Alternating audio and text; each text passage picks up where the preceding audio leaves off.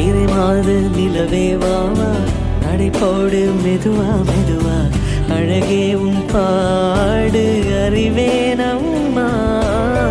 மசக்கைகள் மயக்கம் கொண்டு மடிசாயும் வாழை தண்டு, சுமையல்ல வாரம் சுகம்தான் அம்மா. தாயான பின்புதான் நீ பெண்மணி, தோள் மீது தூங்கடி கண்மணி கண்மணி.